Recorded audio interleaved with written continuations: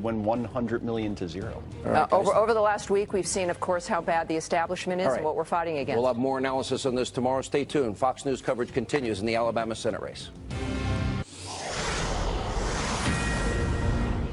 And welcome to the Ingraham Angle from Washington. An electoral earthquake in Alabama and a potentially pivotal night in American politics.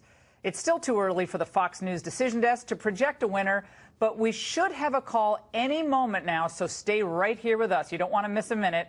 And while we wait, let's bring in Fox's Brett Bure and Martha McCallum at our election desk to break down the significance of what we're seeing as these numbers trickle in. Guys, take it away.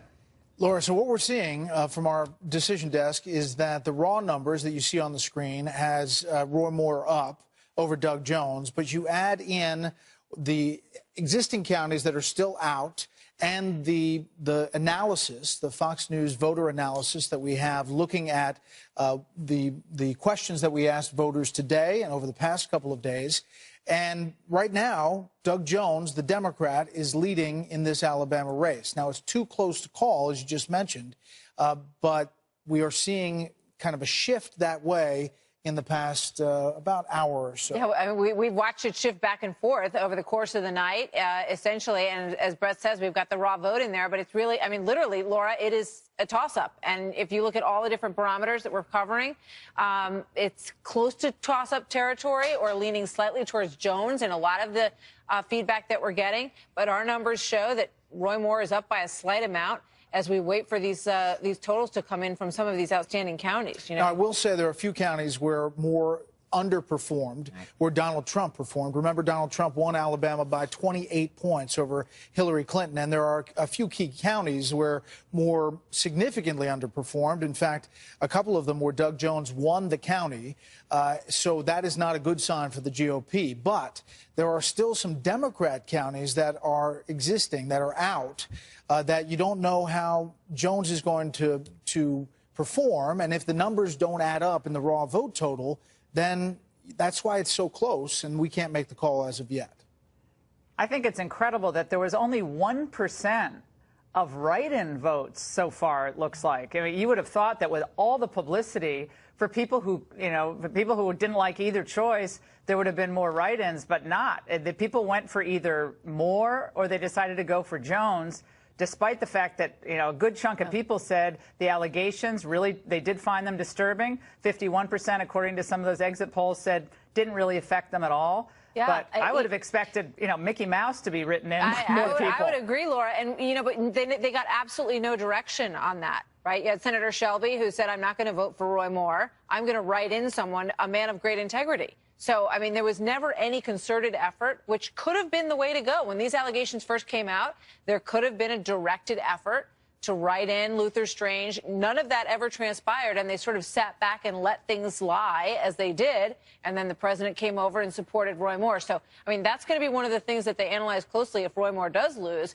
whether or not they should have, when that all of that hit the fan, so to speak, recalibrated and come up with a new plan. And just to point out that this is just, if Jones pulls this out, and again, we're leaning that way, he's leading at this moment, it's 25 years since a Democrat has won a Senate race in Alabama. And it's a two-year seat. It would be up again in 2020, but this would be earth-shattering when it comes to Alabama politics. Well, think about Supreme Court nominations that might be coming up, all these judgeships that Trump wants to fill, obviously tax reform, the DACA fix, or some kind of deal for the Dreamers. We have Murkowski, Collins, Flake, and McCain still in there. It's not like they have a real kind of working, reliable majority as it is. One less vote, that could be it could be curtains for much of the Trump agenda if this doesn't turn out well for the Republicans tonight, and there's going to be hell to pay, I think. If Doug Jones wants to get reelected, one would think that he wouldn't be the traditional Democrat in a number of the voting stances he takes. If he wants to get reelected in Alabama, one would think he would be more like a Manchin or Heidecamp. They haven't moved yet, but there have to be issues where they kind of change their colors if they're going to appeal to those states. But I mean, if you think about that, Republican voters have been elated that they finally have the White House, the Senate, and the House of Representatives. Now they've got an Alabama Senate seat that they could potentially lose, which puts a lot of that agenda in jeopardy. And that's what President Trump was talking about when he supported Roy Moore. He never said, I really like this guy. I think he's fantastic. He said, we need to have him in there if we want to get my agenda through. So, I mean, this is, if this happens, and we need to stress that we don't know yet. I know it sounds like, our indications are sort of at crosswise because you have the popular vote, which everybody's looking at on the screen, which is showing Moore slightly ahead. And then you have some of the other indicators that show that it is leaning closer to Jones. But if Jones wins this, I mean, there's going to be a lot of soul searching on the Republican side. But tax reform vote will happen. If the government doesn't shut down and taxes move forward in the next week or two, this senator, whoever it is, Jones or Moore, is not going to be sworn in until January. Right. That's the Secretary of State of Alabama. As of now, December 26th would be the day that everything gets certified. Now, and I think right now there are going to be a lot of Monday morning quarterbacking. McConnell's role in all of this. He jumped in big for Luther Strange. A lot of the Alabama people like Mo Brooks and others, and I think a lot of them were knocked out in that special election runoff. And I think there's going to be a lot of people asking a lot of tough questions all the way around. And we appreciate both Brett and, of course, Martha's continued analysis and reporting. And for more analysis, let's bring in Fox News contributor Byron York here in Washington, the former chair of the Alabama GOP, Marty Connors, in Birmingham, and the chair of the Faith and Freedom Coalition, Ralph Reed, in Atlanta. Ralph, I want to go to you because your group and others like it tried to really mobilize the evangelical vote in Alabama tonight for Roy Moore. But we don't know yet, but it's looking like it's going to be tougher for Roy Moore than a lot of people thought. He might lose this seat. If that happens, what do you take away from this? Well, if you look at the exit polls, Laura, it indicates that about 44% of the vote is conservative evangelical, and they voted 81% for Roy Moore and only about mid-teens for Doug Jones. So that vote came in for him. I would have frankly expected him to hit a little bit higher, maybe mid-80s, maybe even high 80s. But 81% is enough. What really is going to decide the outcome of this race is two things. Number one, how bad is the bleeding in Jefferson County and Birmingham in those more moderate and centrist suburban Republican precincts? The 63% of that vote is in right now, and it's overwhelmingly Jones. Yeah, roughly, it's brutal. Both counties look brutal. I can tell you that right now. They both look brutal. I mean, for Roy Moore, it's the suburban. A lot of women. Yeah. We got to get Byron in here and Marty. But Byron, a lot of women turning out, suburban women, Vestavia Hills, Birmingham area, very upscale. A lot of them couldn't hold their nose and vote for Moore. I was in Vestavia Hills a few weeks ago, saw a lot of Jones signs, saw zero Roy Moore signs. I think this is going to come down to whether this ended up being an election about Roy Moore. Now remember, Roy Moore was elected in 2012 in the Supreme Court election with 51.76 of the vote. This guy does not get landslides in Alabama. Or was it going to be Republicans voting strategically, saying we got to keep 52 votes in the Senate? And it looks now like it's more of a referendum on Roy Moore himself. Marty, your state, it's been 2 decades plus since a Democrat won a Senate seat there. Tell us about what's happening, why this is turning out the way it is in the reddest of red states, we thought. Well, I think the main reason, I have to kind of agree with Ralph in a different way, it's that suburban Republican voter that has either stayed at home or decided to do something significantly different. So this is ultimately, it's not a referendum on the Republican Party, it's a referendum on some accusations, and I think that's what it may come down to. I think it's 1.3 that is now a write-in vote with a projected, I think, 2-point win by Jones, and so, you know, the write-in also had an impact as well. Byron, I want to go back to you about the McConnell involvement early on. They poured a lot of money in for Luther Strange, and early on people were saying, it might not have been the best idea. It kind of pushed people to the more, right-wing side of the equation with more versus more of a mainstream conservative like the guy I endorsed, which is Mo Brooks. Well, the majority leader was hugely unpopular in Alabama, and after the primary, when there was these postmortems going on to see what were Luther Strange's biggest problems, his biggest problem was how he received the Senate seat from the governor, Robert Bentley, the former governor who resigned in scandal. But his second biggest problem was Mitch McConnell, extremely unpopular with Alabama Republicans. And I wonder, Marty, your take on this.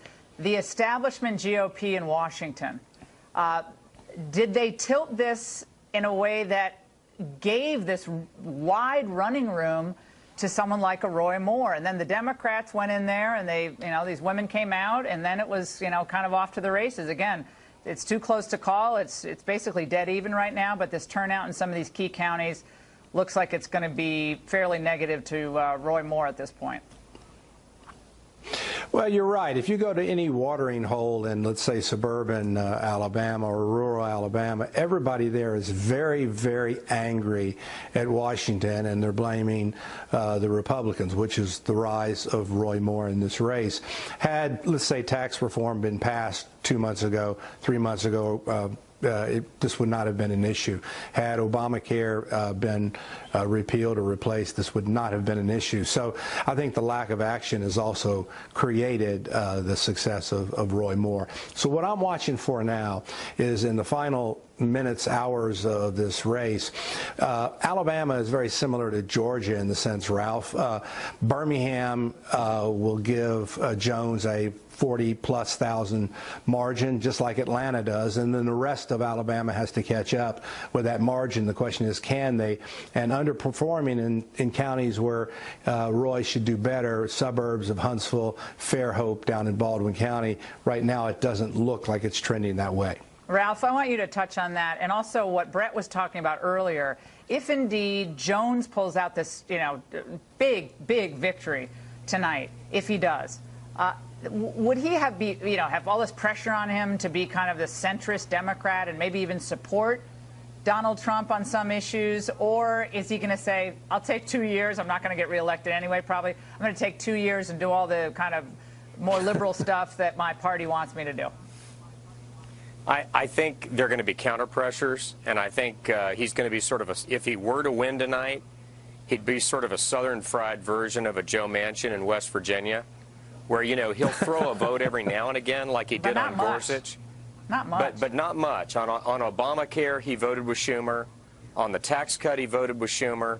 And look, we don't know what's going to happen tonight, Laura. This is a very, very close race. It is on a knife's edge. But if Roy Moore is able to pull it out, it will be because on these issues, taxes, Obamacare, judicial nominations, the life issue, that Doug Jones was not a centrist. He was not a Sam Nunn, Zell Miller, or that kind of Democrat. He was a hardcore liberal Democrat. And even with all these accusations and everything swirling around Moore, voters of faith and other conservatives and pro-lifers were torn over the overall dynamics. But on the issues, Moore was with them. Byron? Well, I think Ralph actually is right about, because Doug Jones is not just going to become an old-fashioned centrist Democrat like in the 1970s. No, those days are over. That just ain't going to happen. Those days are over. And the problems with trying to rule the Senate with 51 votes is going to be really, really tough for Mitch McConnell. Guys, great analysis. And by the way, when the Democrats can't win at the ballot box, they're going to use any means necessary to gain power, and now they're trying to unseat Trump, exactly as I told you they would do last week. Stay here. Explosive details up next.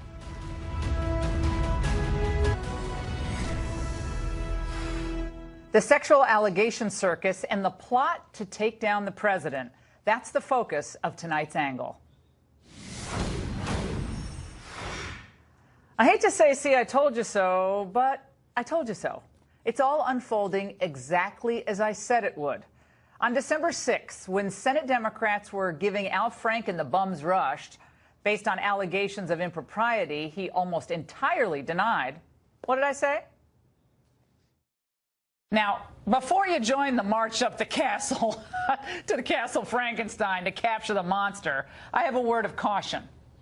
They've come down with a sudden case of feverish morality, but what it really is nothing more than a political calculation by the Dems. They have two paths to destroy the president.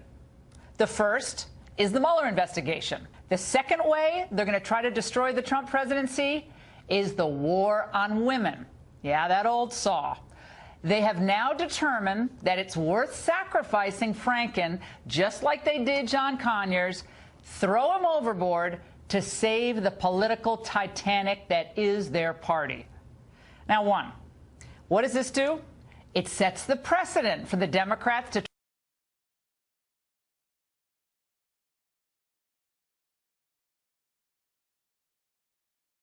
to impeach President Trump. And let me tell you, bingo, like clockwork, it was a coordinated re-airing of the grievances. That began just yesterday, complaints by the same Trump accusers that voters had already heard from before they elected our 45th president. Then, with impeccable timing, a quartet of Democratic senators called on the president to resign. Never mind that the president has long denied the charges, 130 years old, and that there was nothing new in any of them. And in the dangerous climate we have today that the liberals have created, allegations are enough to strip anyone, especially any man, of his career. Senator Kirsten Gillibrand is the de facto leader now of the Get Trump crusade.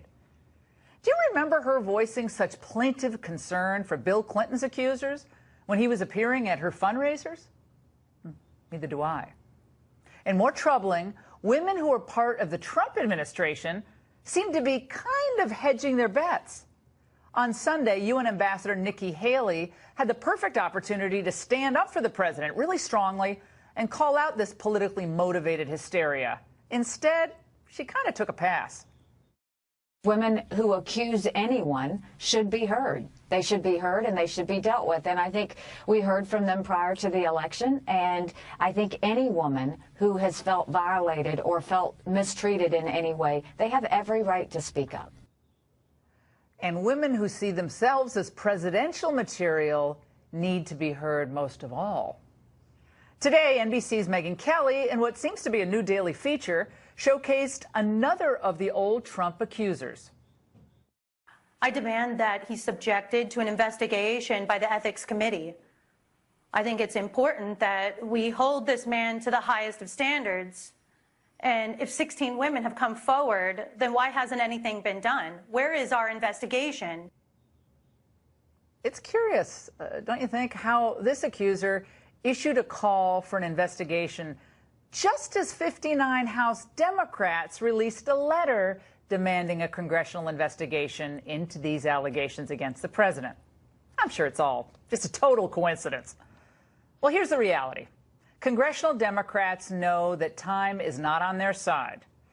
While Roy Moore was still in the headlines and the Me Too-itis was still all the rage, the liberals had to move. They had to make their move now. You got the booming economy, you got consumer confidence rising, you got these trade deals being renegotiated, you have Trump judges getting confirmed. Things are looking up for the president. So the Democrats needed a new storyline, and this is it. But my friends, do not be fooled. For the party of Ted Kennedy and Bill Clinton, this sexual misconduct crusade has never been about protecting women.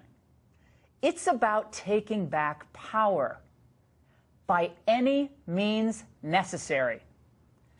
So now that Mueller's impeachment report is at least somewhat tainted and the president is scoring some big wins, Dems needed chum in the water. This is it. So I say let them eat their own if they wish, but they cannot be allowed to kill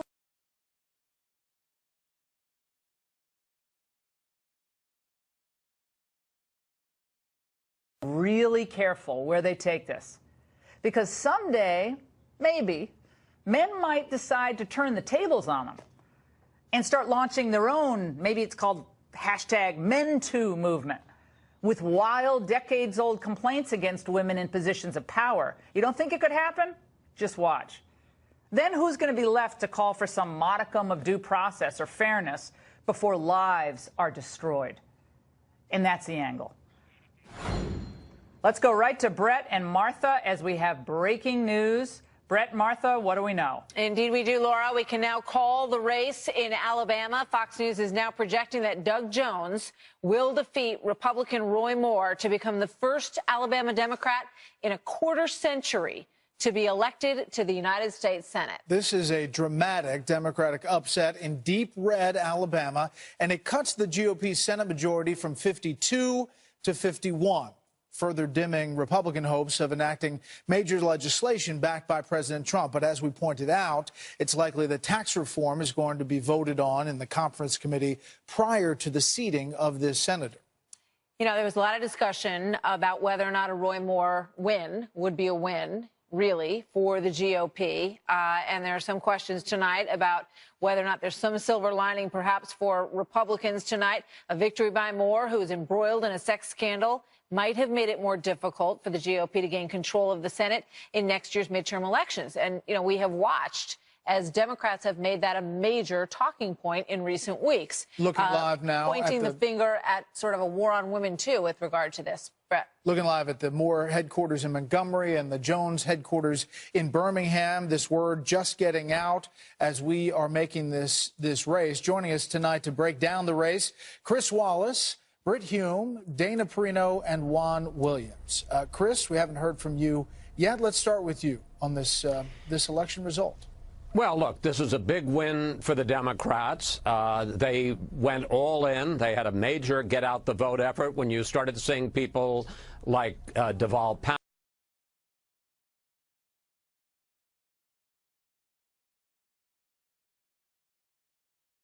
Obama. Former Vice President Biden made robocalls over the weekend. They were really going all in. They realized they had a once-in-a-generation chance to win a Senate seat in Alabama, and they went for it.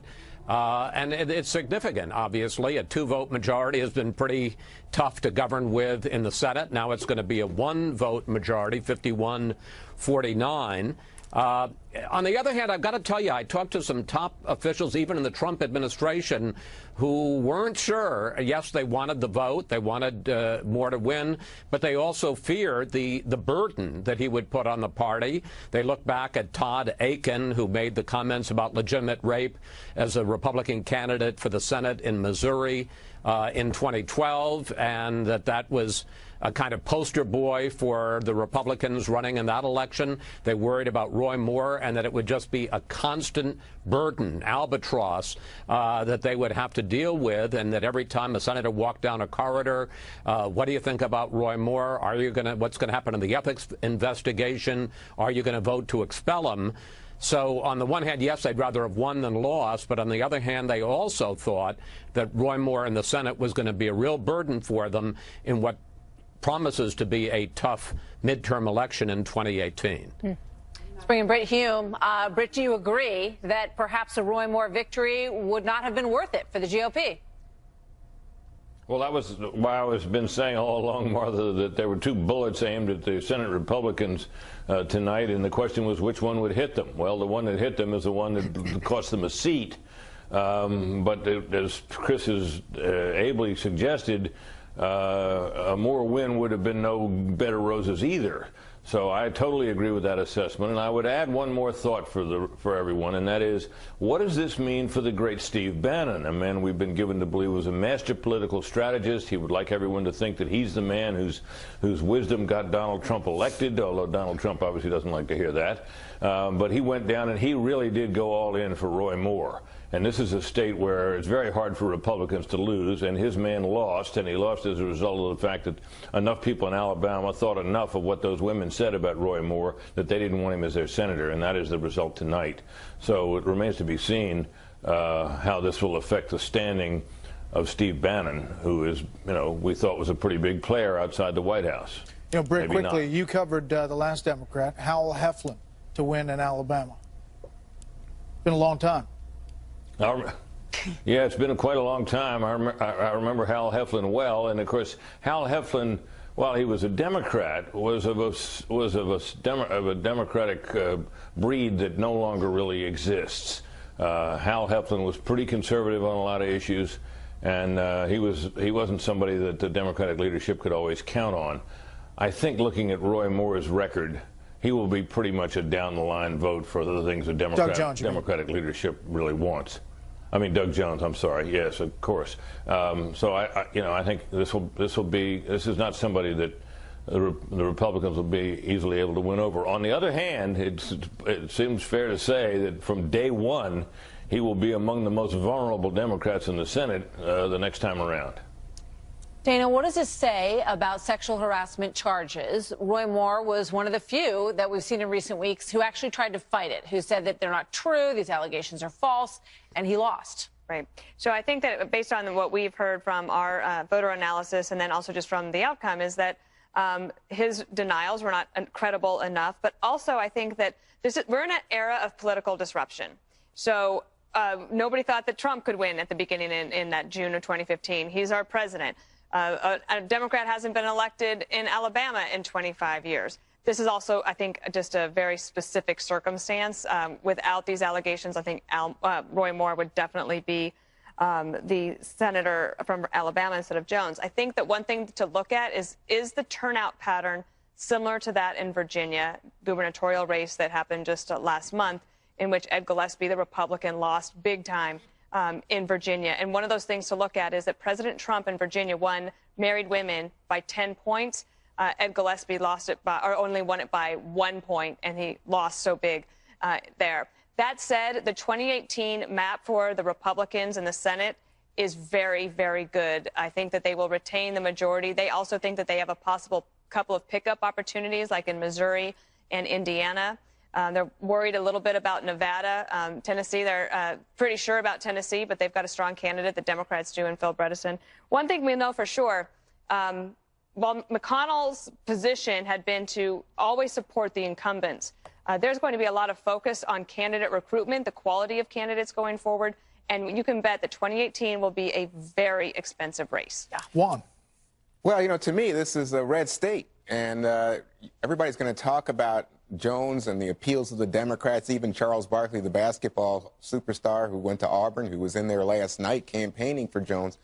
But what strikes me is picking up on what Dana was talking about, which is suburban Republicans, especially women, who, according to all that we can see tonight, outside of Birmingham, even outside of Montgomery, were quick to decide either to stay home or to vote for Jones. This is a surprise. And this suggests that this argument, some call it a civil war within the Republican ranks, is really at a boiling point. And that's why Steve Bannon is such an important player here. Remember, Steve Bannon persuaded the president to back Roy Moore.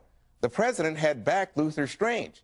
And it was Steve Bannon who was taking on the Senate Majority Leader of the Republican Party, Mitch McConnell. And I believe just recently said there's a special place in hell for people who are Republicans who did not back Roy Moore. So what we have here now going into 18 is, yes, it is a good landscape for Republicans because they have more seats that they're holding while Democrats have more seats that are open.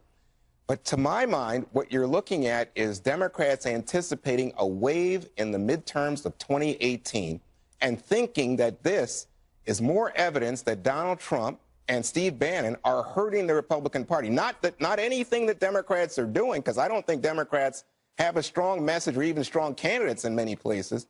It's what's going on within the Republican Party and how Republicans, especially Republican women, feel about the party at this moment. You acknowledge that this race was unique in the sense that it had to do a lot with these allegations. It didn't have to do with the Trump agenda. If you put the Trump agenda up in an election in Alabama, it would be an overwhelming win. But here's the thing. So if Trump backed Luther Strange should have won over Roy Moore. Instead, Steve Bannon backed Roy Moore, and Roy Moore beat the Trump candidate. Then Steve Bannon's calling the Oval Office and saying to the president, you made a mistake. Jared Kushner misled you. You should be backing Roy Moore. He's the populist, and you're a populist president. This is, to quote Martha, the guy who's going to discombobulate, shake up the establishment. And look what happened tonight. It's going to be interesting to see the fallout here, and we're going to toss it back to Laura. But, Laura, to your point on your angle, I think that this is going to embolden Democrats to use this issue specifically against this president. And you're already seeing it, as you predicted last week, but it's only intensifying in recent days. Yeah, I'd like to hear from the panel about this, Brett. Maybe Britt Hume can weigh in on this. If they're able to take out a Senate candidate in Alabama with these allegations, as lurid as they were, what does this mean for the umpteen number of Democrats who will inevitably come forward to urge the president to resign? The constant re-airing of the old allegations that were aired last October 2016, and putting this pressure, Britt, all the way to 2018 midterm elections, the war on woman redux. I think we see this all the way through 2018. Well, we may, Laura, but there's one thing that is clear here, and that is that whether you believe the women or not, nothing new really has emerged about Donald Trump. What we're hearing is a re-airing of allegations that were made before the election. And the voters had a chance to judge them and judge him accordingly. And they decided, whether you like it or not, that he should be the president. So it's, one thing that a news story like this requires is news. And endless repetition of the same old charges, I don't think really moves the ball very much. And I'm not sure how long this latest spate of repeated accusations can last. Now, I could be wrong about this, but my sense about this is that absent something new and something more recent, these are likely to die down. And Chris Wallace, we have the ongoing Mueller investigation at the same time. The other, cudgel to hit this president with as time goes on in the next year may wrap up soon, may go on another couple of years. We don't know. But that's the other boiling point here in Washington, D.C. Yeah, I want to go back to something, though, that Dana said, Laura, and that is that the map, and just in terms of the schedule, because 2018, it's all the people who won in 2012 when Obama was reelected. Democrats have to defend 25 seats. Republicans only have to defend 10 seats. So the Republicans are going to be playing offense. Democrats are going to be playing defense. And, I find it hard to think that somebody is going to lose in a state, a Republican candidate who's got no charges of sexual harassment against him, or, frankly, anything to do with the Russian collusion because of people's feelings about Trump. That maybe on the issues they might vote against him, but if you're running in, as a Republican incumbent in some state, in a red state this time, I find it hard to think that if you don't have that, we had a perfect storm in Alabama. Yes, there were allegations against Donald Trump, but there were also very serious new, fresh allegations against Roy Moore. If you don't have that kind of baggage, and you certainly aren't going to have any baggage in terms of Russian collusion, I just don't know how that carries over into Senate races.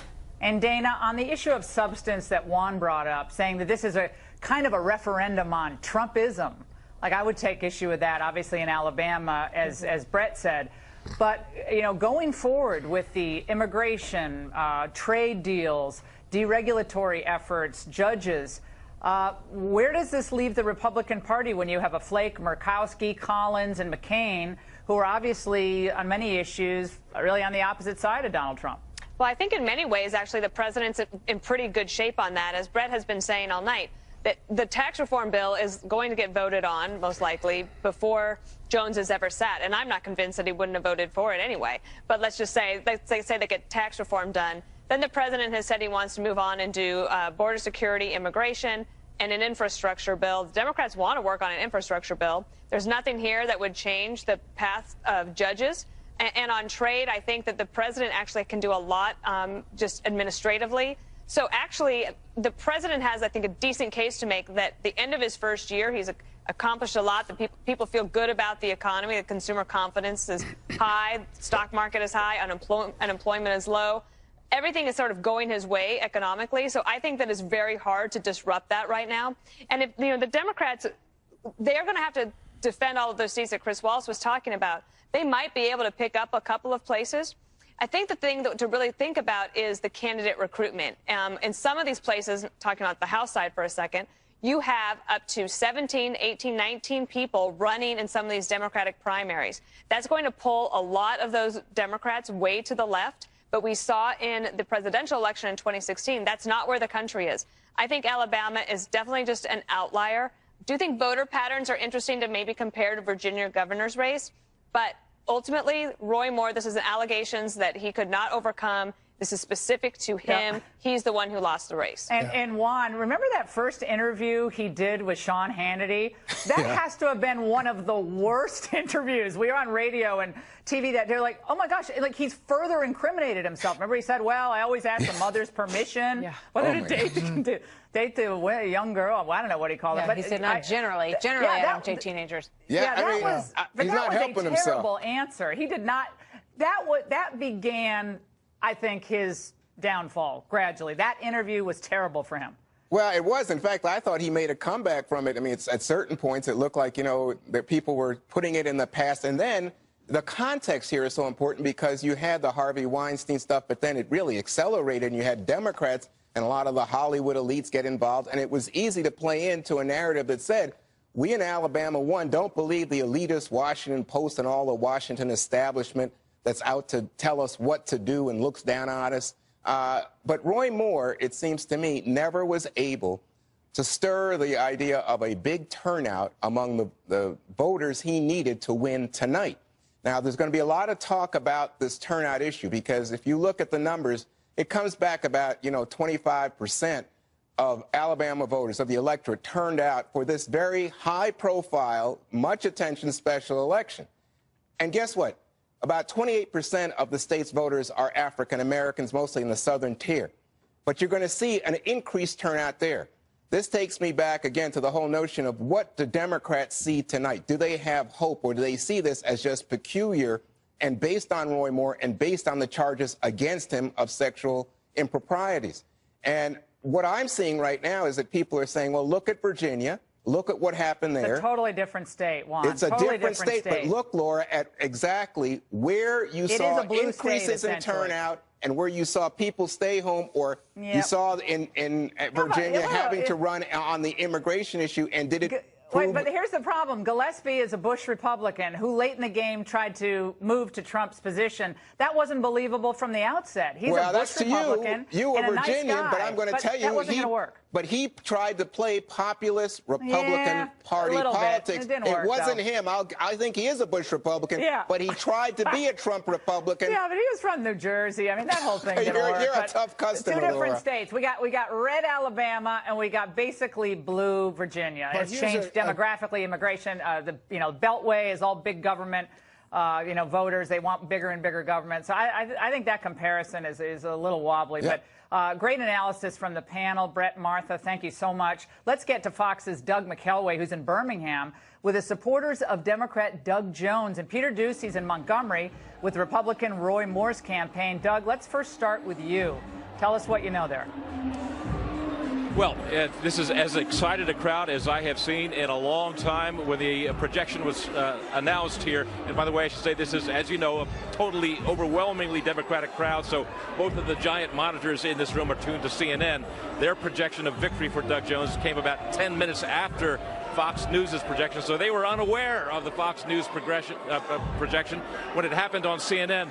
A thunderous round, a brilliant crowd here, people hugging each other, kissing each other, toasting each other, chugging beers and chugging champagne, and it continues to this point. We don't know when Doug Jones is going to make an appearance here.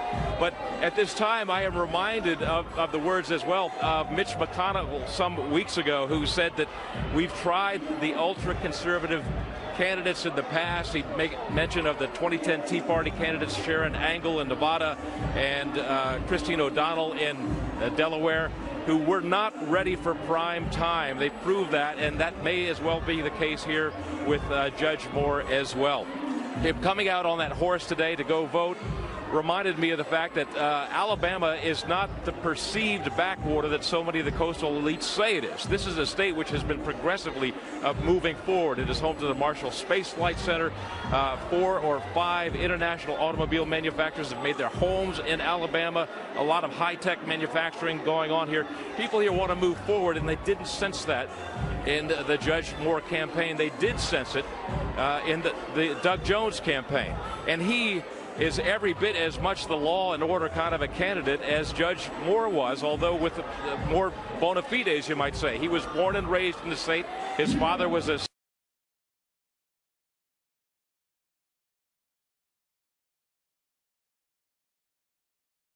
Heflin Howe and many other credentials, perhaps most importantly in terms of his appeal to African-American voters. He tried 2 Ku Klux Klansmen who were responsible 3 decades ago for the bombing of the Baptist church here in Birmingham, which resulted in the deaths of 4 little African-American girls. So this is, bottom line, a really, really excited crowd. We don't know when Doug Jones is going to come out, but I suspect that the applause round will be as thunderous as any we've heard tonight when he does. All right, Doug. Let's go to Peter Doocy, who's in Montgomery, a much more somber crowd. Peter, we're reminded, a friend of mine who's in Birmingham just messaged me and said, remember that Roy Moore ran twice for governor and lost. And, you know, this is not Mitch McConnell's fault, he said. You know, Moore would have had a hard time winning the nomination in a full primary.